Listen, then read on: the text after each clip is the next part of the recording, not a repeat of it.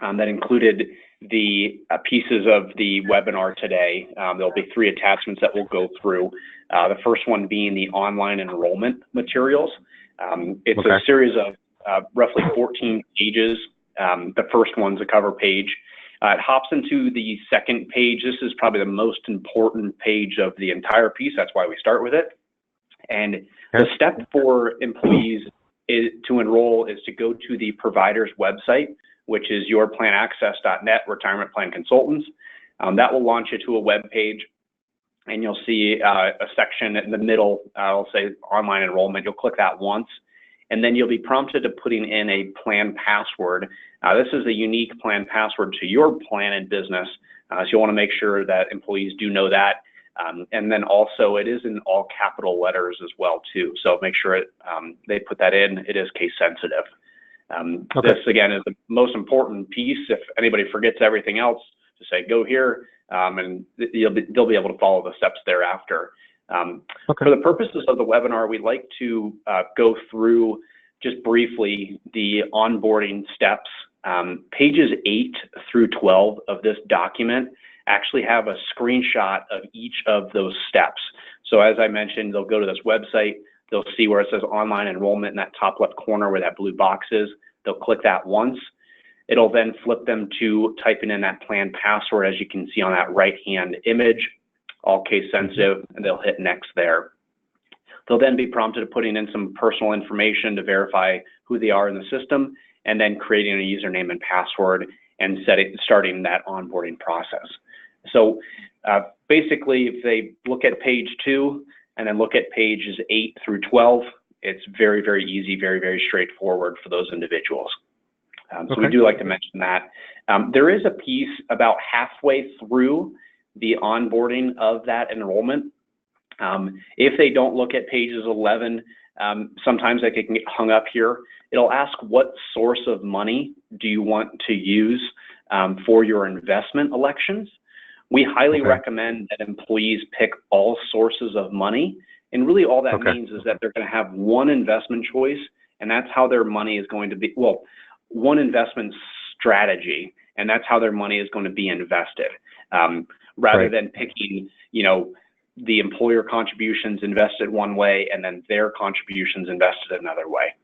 We recommend that you have just one strategy for your investments rather than having multiple money types invested differently. So again, picking all sources would be the recommended path for that. Hopping over to the enrollment document, there is a paper form. This paper form will actually serve as a waiver for anybody that does not want to participate in the plan. They'll actually fill out this top section, and then in the middle of this first page, there's a spot where it says, I elect not to contribute in the retirement plan at this time. So you'll want to receive those back. We don't need a copy of them, and RPC does not need a copy of them, but they'll fill out that top section, select this third box, and just return it to you. That is your way of basically getting them as a no, and you have a copy of them saying no. It is not a no forever as well. If they say no now, they could technically enter the plan every quarter in the future if they wanted to. So if they say no now, they could enter April, they could enter in July, October, and so on. You don't need to update the form, the waiver. It's good until they say yes, essentially. Yep. So the enrollment application, again, is really normally used just for the waiver piece of it. But if somebody doesn't have website access and they need to fill out the paper form, they can do that. Personal information is at the top here. Individuals, as they're going through the online enrollment plus the paper form, they will need to know their date of hire. So maybe arm them with that or confirm it with them just so they have it there. That's important. And then hopping over to the enrollment election, we like to talk about this so people have an understanding of what types of information or what decisions they're going to be making either through the online enrollment or the paper form. The first one being, are you going to participate or not? So hopefully the answer is yes. If they're not, then they can fill out this waiver. The next one being the contribution type, whether it's pre-tax or after-tax Roth. And the difference between the two is essentially when the money is taxed. Do you want it taxed today at your effective tax rate this year, or do you want it taxed in the future when you withdraw the money in retirement? Because we don't know what tax rates are going to be in 20, 30, 40 years from now, it is somewhat of a best guess. We tend to see people that are in a higher tax bracket or making more money will tend to do that pre-tax deduction because they want the tax savings now. If you're in a lower income or lower tax bracket, people will tend to do Roth, just hedging their bets that they're going to be making more money in the future, and then they'll then switch over to pre-tax at that time. There's not a right or wrong answer of either or. We tend to see people that are younger do the Roth just because they're in a lower tax bracket in most cases. And again, there's really not a perfect answer for that. We do see people doing both as well. Some people will do a Roth for 1 year, and then if they're making more money the following year, they'll switch over to pre-tax. It's not locked in stone. They can change it really at any time. So you can go back and forth. Can you do both in the same year, or do you have to do one or the other? You can do both in the same year, as long as your total contributions are still under the dollar amount limit in the IRS. Right. So the IRS 401k limit is $19,500 this year. So combined between the two, if you wanted to do $10,000 in one and then $9,500 in the other, you can do that. It just still has to be under the dollar limit. Right. And that $19,500 that doesn't include the employer contribution, right? No, it's only the employee contributions. That does not include the company contribution. Okay, and the 19.5, and then they also can get the employer contribution as well on top of that. That's correct. Yep, and that's the same thing that would apply for you as well. Okay, cool. And in regards to the company contributions, I definitely want to talk about that, but just shortly after the how much piece. So you do have the option of picking whatever you would like from a contribution rate. That's why there's a blank box there. The 8% is the national average. So we like to make that as kind of a watermark for people to be at. All peer groups, age groups, industries, the average individual saving in their 401k is saving 8% of their contributions. The recommended path, if you were to kind of find out how much should you be saving, at all age groups, you should be saving roughly 10% of your income. And that's for people that are starting out in their 20s. If you are late to the game, trying to make up for lost time and not saving, your contribution rate may be beyond that 10% to get caught back up. So we want to be realistic with people's expectations of having a comfortable retirement. And if they're saving 2-3% and thinking, in 40 years from now, everything's going to be great and you're going to have $1 million saved up, it's not the case in most cases. So we want to be realistic with that. 10% would be a recommended number for people to be at or get to at least. So if you're contemplating on starting out at a lower percentage, say 5-6%, bumping up that contribution 1% each year is a great way to kind of limp into a bigger number. So go from 6 to 7 and then 7 to 8 the following year and so on. And getting up to either that 8 or that 10% number would be recommended. With that being said, we kind of briefly highlighted that company match benefit. It's a safe harbor match, and I'll explain it in a couple different ways so it's clear. It is a 4% maximum match. So if the employees are saving in their 401k, the most that they can receive is a 4% company match. And it's based off of an equation based off of what they put in. It's 100% on the first 3% that they put in, and then 50% on the next 2% from 4 to 5. So if an employee puts in 1%, they'll get 1, 2 for 2, 3 for 3. If an employee puts in 4, they'll get 3.5. If an employee puts in 5, they'll get the full 4. So an employee has to put in at least 5% or more to get that full company benefit of that 4%. With that being said, the company match contributions are always going to go into a pre-tax bucket because the company is not paying taxes on behalf of the employee's contributions. So if you have an individual that is, or you yourself wants to hedge, pre-tax versus Roth, you may say, hey, I'm going to put in, my contributions into Roth because I know the company contribution is going into pre-tax. So let's just say you're going to save 10% Roth. The company match of that 4% is going to go into a pre-tax bucket. So one way to kind of hedge both sides of it, you don't have to contribute into both, that pre-tax company contribution is always going to go into that bucket. Right. Yeah. All right. So does that make sense on pre-tax versus Roth and the company match and how much as well? Yep, absolutely. Awesome. So we'll hop down to the third page in the enrollment form. This lists all of the investment choices that are available to participants. They have full discretion over what they would like to choose. There's a wide range of choices covering all different types of asset classes, categories, for lack of a better term. All of these are all institutional grade mutual funds, meaning that they're the lowest expense ratio available to investors. They are void of any sub-TA fees or trails or expenses or anything like that that are above the investor share class. All of these are all top quartile performers as well. Part of Mark and I's role as the advisors is to make sure that this investment menu is as dynamite as it possibly can be every single quarter. So we're reviewing these every quarter to make sure they're meeting a certain evaluation criteria. If they do fall out of favor, we will then replace that fund with a like-kind fund. So just as an example, this JP Morgan Large Cap Value Fund. If this fund did not perform well for consecutive quarters, we'll then replace it with another large cap value fund. There is nothing administratively that the business has to do or the employees have to do. Their money literally would just get mapped over to the new fund and it would be invested in a better performing fund essentially. Right. There's no cost of going in and out of any mutual fund. You can change your investments every single day if you wish to with no cost. There's no penalty of going in and out of any of these funds as well. Okay, good. So with that being said, that kind of tells you what's out there and what's available, but it doesn't help with choosing the investment. So part of our role as advisors is to help educate participants over what's appropriate for them to invest in.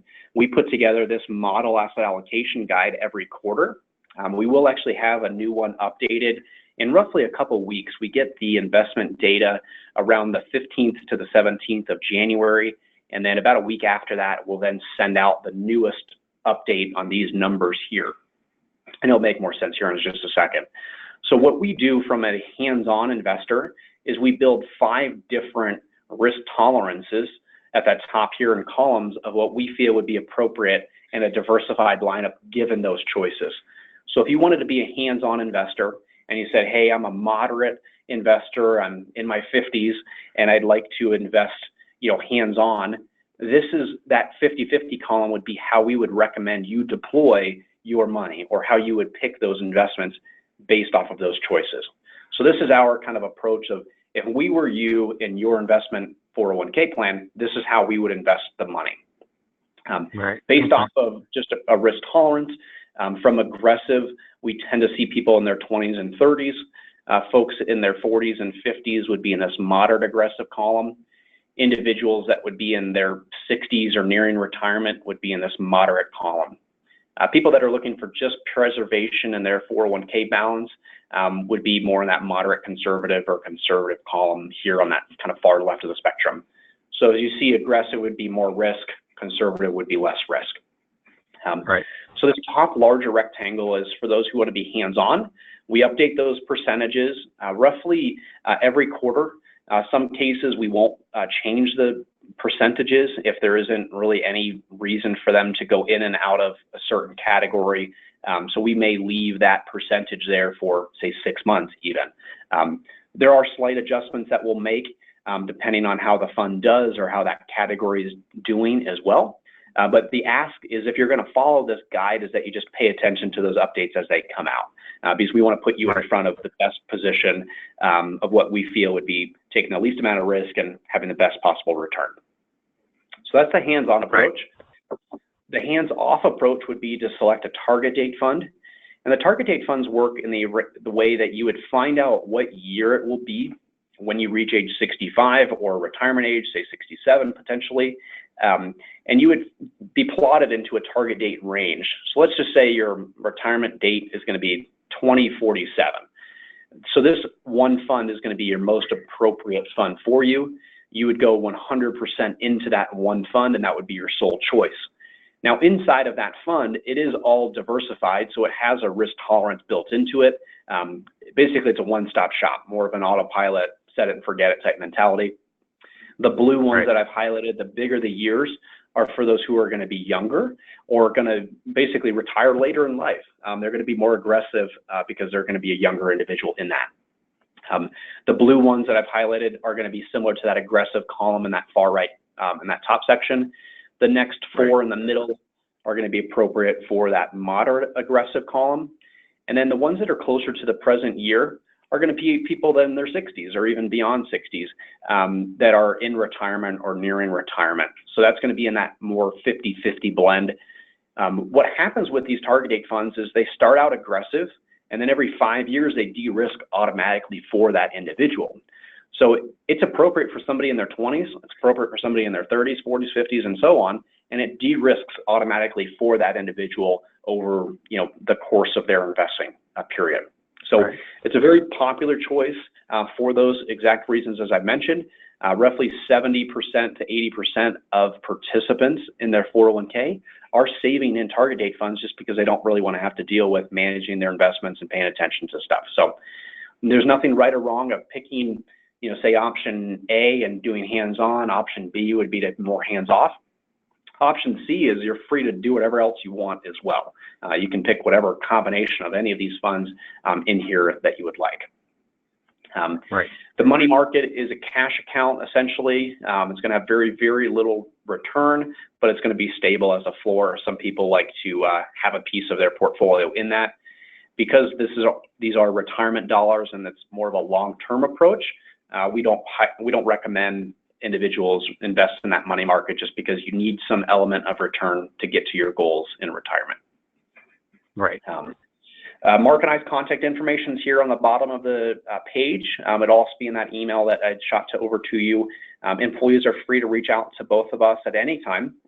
They can reach out to us with any questions, any help with this at any time in the future. As you have other eligible employees that will become enrolled in the plan, they can also reach out to us. We can set up additional meetings like this, phone calls, webinars, and so on. So are there any questions that you have on the investment piece at all? No, not on the investment piece. Okay. So we're going to hop over to just the last two things, beneficiary designations. As you go through the online enrollment, you'll be able to put in a beneficiary. We highly recommend people put that in there. Again, you would be naming like a spouse or children, relatives. In the event that you pass away, the monies that you've accumulated in the account go to whom you wish. So make sure you've got that information updated. You can't update that 24/7 online as well too. So if you're going through life, get married, have kids, you can go in there and change that, on the fly as well. Now, if they do have a spouse, do they have to? It has to be the spouse, or otherwise you have to get a waiver. I know I've seen that before. Yeah, very good point. Just on below this dotted line here, there's actually a mention to that exact promise. So if you have a spouse, legally they are entitled to those monies unless you skip them. If you skip them, they have to acknowledge it, plus a notary has to sign that as well. So in most cases, they're going to name it, but if that is the case, then they will have to fill out this paper form. If they are going through that online enrollment piece, they identify themselves as being married. Everything else is actually blacked out. They can't pick anything else other than their spouse on the online piece. So you won't have to fill out this paper form if that applied. Okay. And then the last piece would be this plan account rollover. If there's any individuals that have an old IRA, old 401k out there that would like to consolidate their assets and move money over to this plan, they can do so.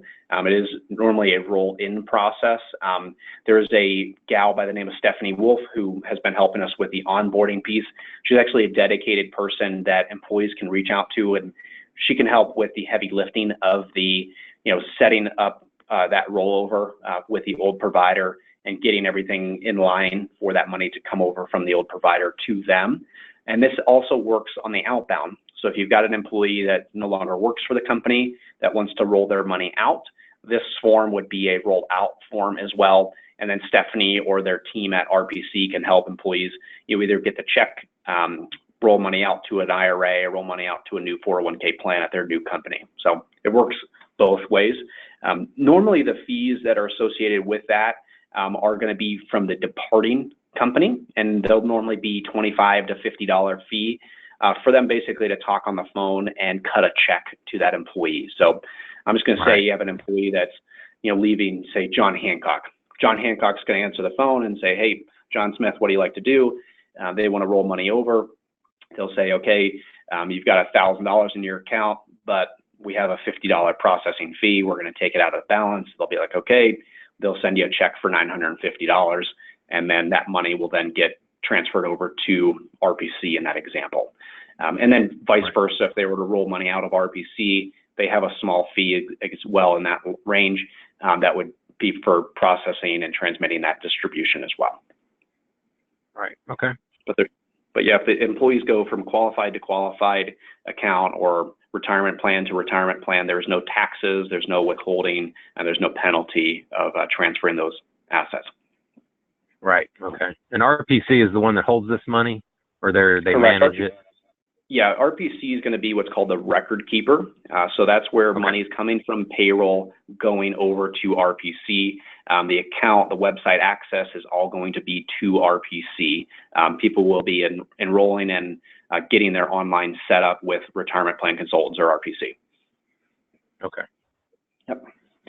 And then from a timing standpoint, depending on when your guys' first payroll run is going to be, is maybe it's upcoming here this next week.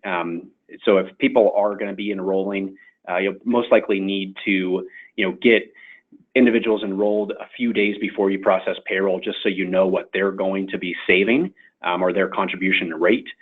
Also letting know the payroll provider that you have that company match, that safe harbor match, they can key that into their system, and it will basically live in the payroll system and automatically calculate what the company matches for you. So it's normally a piece behind the scenes that they can key into their system. It'll tabulate that, and then we'll also be available. RPC will be available to you, so you understand how to upload those contribution amounts in RPC system to make sure that money is transferred over to RPC in the timeliness as well.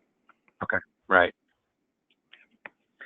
And I think RPC, they may have sent out an email that's like the plan is live email with like 3 steps. One of them being, here set up an enrollment meeting. The second one being, notify your payroll provider, or you have a company match.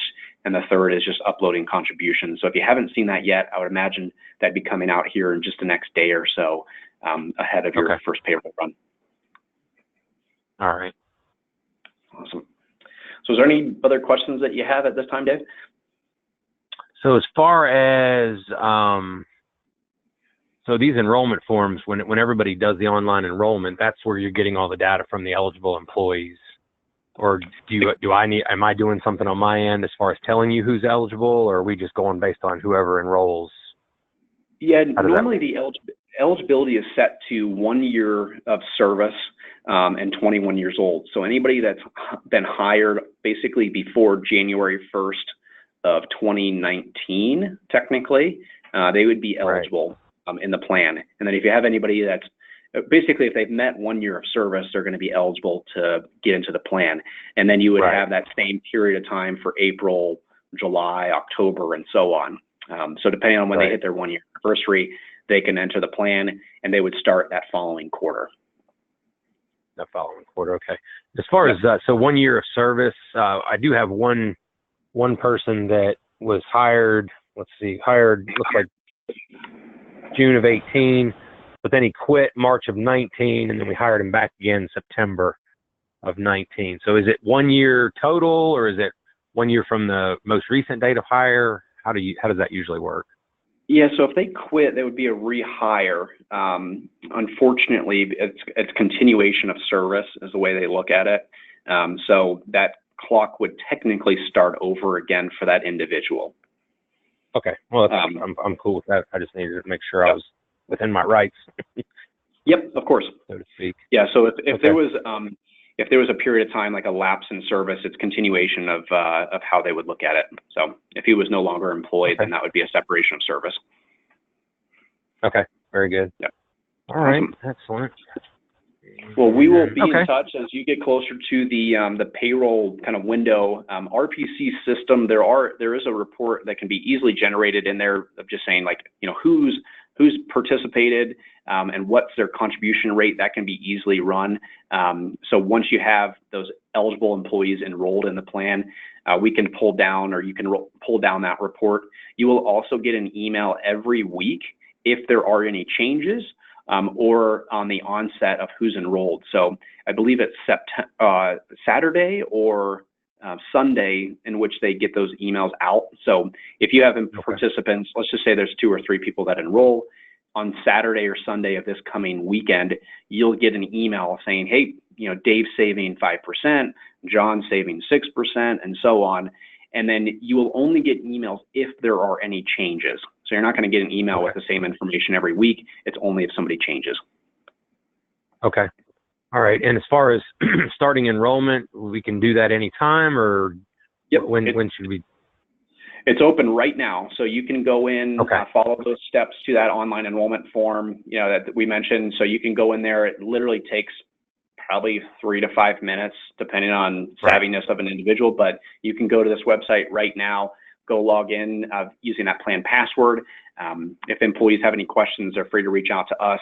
I would say just kind of pass them on to that, pages 8 through 12 for the onboarding, step-by-step guide. It's super easy and straightforward. Okay, so do that, and then I'm actually I do a payroll today, so I'm not, of course, not going to include it in that one. So my next payroll will be in 2 weeks, so that gives 2 weeks to get everybody signed up and gone then. So in the next 2 weeks, I need to get everybody signed up on the website, and then also set it up inside of my payroll system. Yep, exactly. To deduct whatever they choose to deduct and all that, and the match and all that stuff. Precisely. Okay, and then you said retirement RPC will show me how, once I collect that money and then I run my payroll report, I'll show, this is how much I need to give for this person, that person, blah, blah, blah. And then RPC will show me how I make that contribution through their system. Yep, you basically just log into RPCs. There's actually a guide that they'll send to you here in literally the next day or two that will have basically those 3 steps. It's like step 1, 2, 3, and then the third one is just uploading those contribution amounts. So you'll literally just log into RPC's website. You'll type in the dollar amounts for the contributions. And let's just say it's $50 for you. The company match is $40. You'll type in 50, you'll type in 40, hit save and submit. That lets RPC know, hey, pull $90 from the business bank account that's linked ACH and deposit $50 in the employee's accounts, $40 in the company contribution account for that employee. And that's how the process goes. Okay, perfect. Awesome. All right, easy enough. Have you a wonderful rest of your week, and we'll be in touch. Keep an eye out for that email from RPC, from Stephanie, and we'll be in touch as these next weeks roll off. If there's any questions or have any employees have any questions, don't hesitate to reach out to us at all. All right, sounds great. Appreciate it. Of course. Take care. Have a wonderful day. All right, you too. Bye-bye.